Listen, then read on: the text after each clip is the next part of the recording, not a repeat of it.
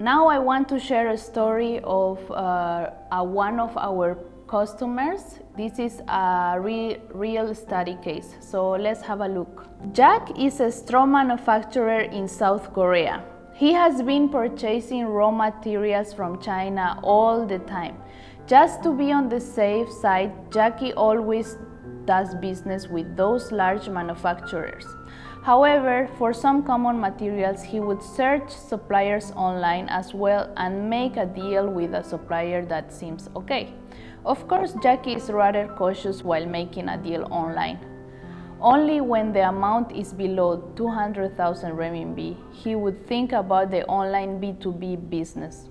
However, because of the small order, he decided not to check the factory in person. He still requested for pre-sample and made a test order, placing an order and obtaining the test sample. In this case, Jackie got a contact with this factory through online in May 2014. The product passed the example quality examination.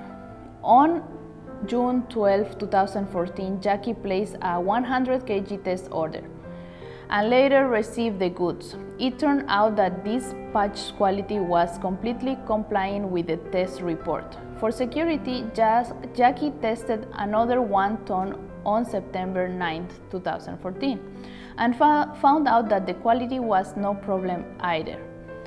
Later on, without any doubt, he decided to place a 20 tons order on October 8th, but clearly specified that the requirement of sample quality with previous order in the contract. The Chinese supplier shipped on October 20th and sent 2 indistinct pictures from which people were hard to tell the container and seal information. Unluckily, Jackie let his guard down this time. He thought 2 previous test orders were no problem. What's more, there are container and seal number on the bill, thus he didn't put a strict attitude this time. Cheated.